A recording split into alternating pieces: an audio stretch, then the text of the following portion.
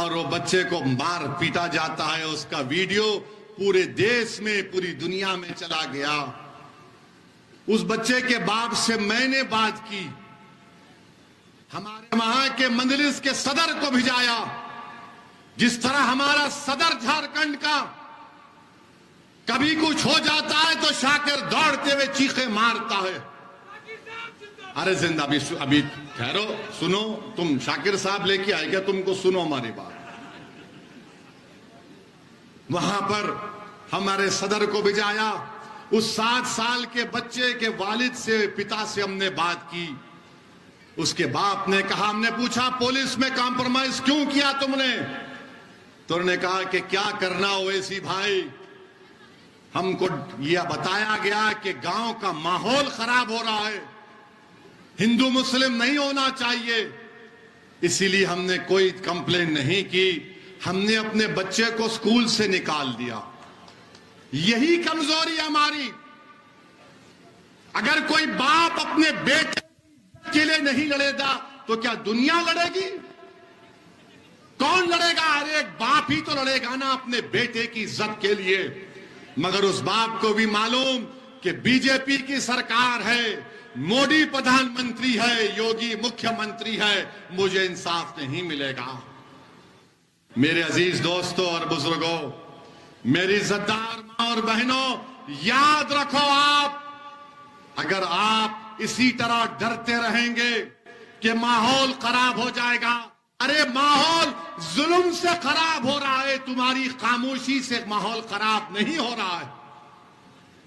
अगर वो बाप अपने बेटे की कंप्लेन नहीं कर सक रहा है, क्योंकि यही सेकुलरिज्म के चौधरी हैं, यही जो सेकुलरिज्म को ले डूबे इस देश में, उसने जाकर उस बच्चे के बाप से कह दिया कि तुम कंप्लेन मत करो, गांव का माहौल खराब हो जाएगा।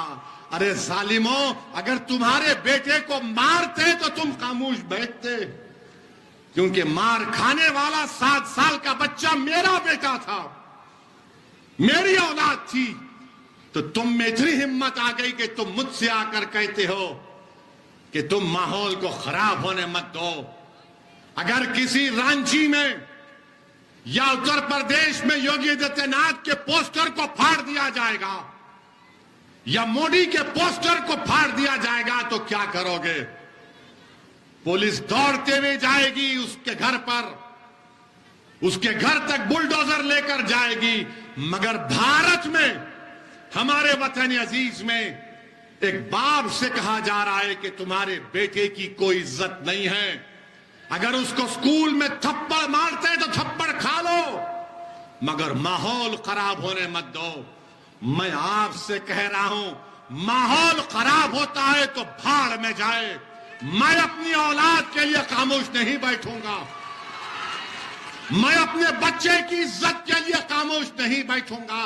अगर गांव का माहौल मुझे बेइज्जती करने से खराब होता है तो फिर और खराब होने के लिए तैयार रहना पड़ेगा। क्या हमारी जान की कीमत नहीं है? भारत के संविधान में इज्जत फंडामेंटल राइट है, डिग्निटी फंडामेंटल राइट है। इस मुकाम पर हम आ गए, क्यों आ गए? क्योंकि हम सिर्फ वोट डाल रहे हैं, वोट डाल रहे हैं, हम कभी वोट नहीं ले रहे हैं। मेरे अजीज दोस्तों और बुजुर्गों, याद रखो, अगर आज आप अपनी ताकत को नहीं समझेंगे, लोग बोलेंगे आपसे, अगर मुबीन रजवी कामयाब हो गया तो क्या होगा? मेरे अजीज दोस्तों और बुजुर्गों, अगर एक मुबीन रजवी तुम्हारा विधायक बनकर झारखंड की विधानसभा में जाएगा तो कम से कम मुबीन रजवी की जबान से निकलेगा, शमशाद अंसारी जिंदाबाद, शमशाद अंसारी जिंदाबाद। कभी तो कोई लड़ेगा, मगर आज ये कहेंगे, अरे एक जीतेगा तो क्या होगा? आप उनसे कहना कि भारत की पार्लियामेंट में 2 MP हैं मजलिस के, और जब 2 में से एक खड़े होकर 6-7 मिनट के लिए भारत की लोकसभा में बोलते हैं तो मोदी से लेके अमित शाह सब परेशान हो जाते हैं कि अब ये क्या बोलने वाला। अगर हम बोलने की सलाहियत रखते हैं तो आपकी वजह से, आपकी दुआओं की वजह से, आपकी वोट की वजह से, आपकी ताईद की वजह से। यही तो मेरी ताकत है, यही तो मेरी ताकत है और अल्लाह का करम है, सदका नबी करीम सल्लल्लाहु अलैहि वसल्लम का। मगर आज आप खामोश बैठते रहेंगे तो फिर याद रखिए कोई आसमान से नहीं आने वाला है। और आपको हम बताना चाह रहे हैं कि अब तो ट्रेन में वो यहीं पर था, शायद वो खबीस शैतान जिसने गोली मारी, वो झारखंड के रेलवे स्टेशन में था शायद, बहरहाल कहीं भी था। वो नाम पूछकर रेलवे में गोली मारता है। एक हैदराबाद का लड़का है, नौजवान बीवी है, 3 बच्चे हैं, उसको गोली मार दी, चेहरे पे दाढ़ी है, वो तड़प रहा है उसके पैरों के पास और ये तकरीर कर रहा है कि अगर भारत में रहना है तो योगी और मोदी को वोट देना पड़ेगा। मैं उन गोली मारने वालों से कहूंगा कि सारी दुनिया की गोलियां खत्म हो जाएंगी, हम मरने तैयार हैं, मगर किसी बात से नहीं डरेंगे। हम अपने मतलब पर, अपने मकसद के तहत, अपनी मोहब्बत की बिना पर वोट देंगे। अरे तुम गोली मार कर हमको शहीद करके तुम कह रहे हो, याद रखो तुम जालिम हो, तुम्हारा जुल्म खत्म होगा। तुम अगर समझ रहे हो कि इख्तिदार में मोदी है, तुमको कुछ नहीं होगा, अरे इख्तिदार तो अल्लाह का है, इख्तिदार तो अल्लाह का ही रहेगा। सुबह कयामत तक इंसानों का इख्तिदार नहीं रहता। अगर इख्तिदार इंसानों का होता तो बादशाहों के महल वीरान नहीं होते। अगर इख्तिदार इंसानों का होता तो सल्तनतें बर्बाद नहीं होती हैं। हां, हमारा सुल्तान मोहम्मद सल्लल्लाहु अलैहि वसल्लम है, ताजदार मदीना है, इख्तिदार उसका रहने वाला है, अल्लाह का। आज जो लोग नाम लेकर हमको गोली मार रहे हैं या हमारी जानें ले रहे हैं, सुन लो, तुम्हारे पास भी इख्तिदार नहीं रहेगा, तुम्हारे पास से भी इख्तिदार जाएगा। अल्लाह इंसाफ करेगा।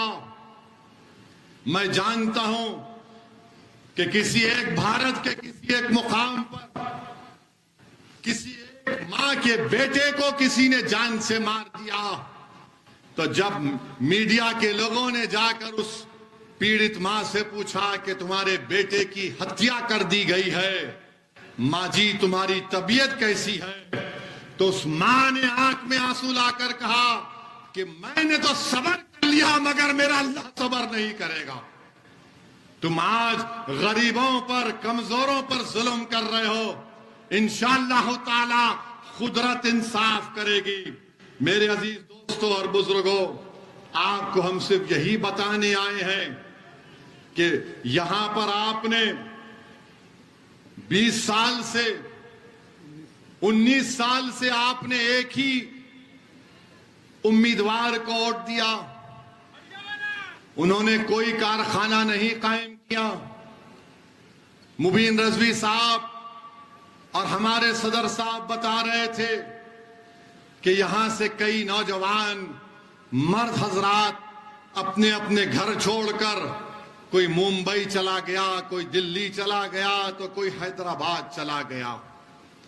अगर कारखाना बन जाता तो कुछ काम लगता, यहां पर नौकरी मिलती, मगर हेमंत सोरेन ने ना कारखाना लगाया ना नौकरी लगाई।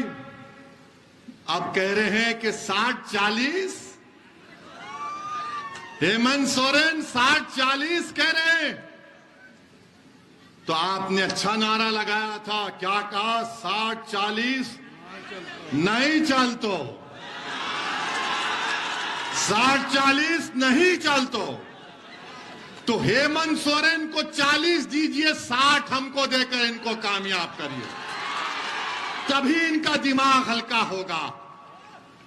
अरे ये आदिवासी प्रदेश है, आप ये कह रहे हैं कि 60-40? हेमंत सोरेन, कौन आपको कह रहा है ये सब बातें? क्या आप अपनी बर्बादी को दावत दे रहे हैं? अरे ये गरीब प्रदेश में आप यहां के लोगों को नौकरी देने के बजाय आप कुछ और ही कह रहे हैं। मुझे बड़ा अफसोस हुआ कि जब मैं ये देखा, क्या देखा मैंने कि हेमंत सोरेन कह रहे हैं कि संस्कृत यूनिवर्सिटी बनाएंगे।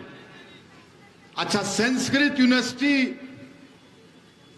संस्कृत बोलने वाले 24,280 है लोग हैं। कितने लोग हैं संस्कृत बोलने वाले?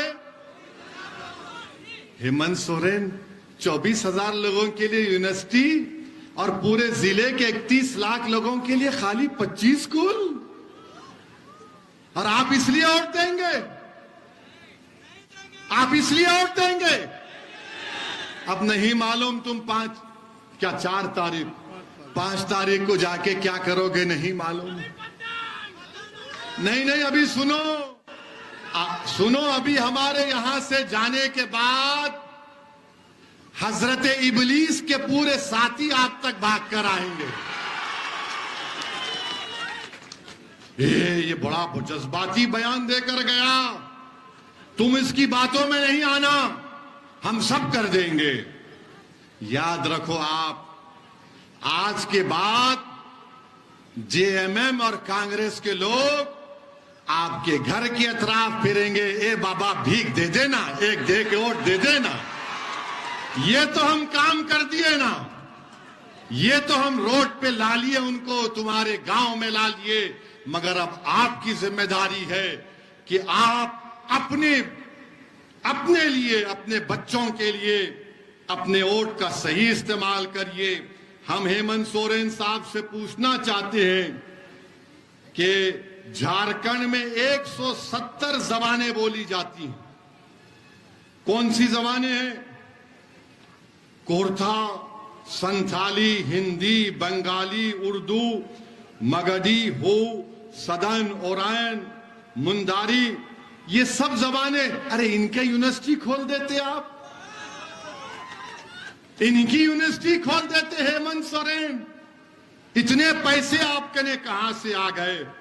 खैर, बहरहाल मेरे अजीज दोस्तों और बुजुर्गों, आपको हम बताना चाह रहे हैं कि जिस प्रदेश से हम आते हैं, हमने वहां पर हमारा कोई मंत्री नहीं है। हमने हमारे मुख्यमंत्री से बात किया, हम तमाम मुस्लिम डेलीगेशन गए, मुख्यमंत्री से कहा कि तेलंगाना में यूनिफॉर्म सिविल कोड नहीं।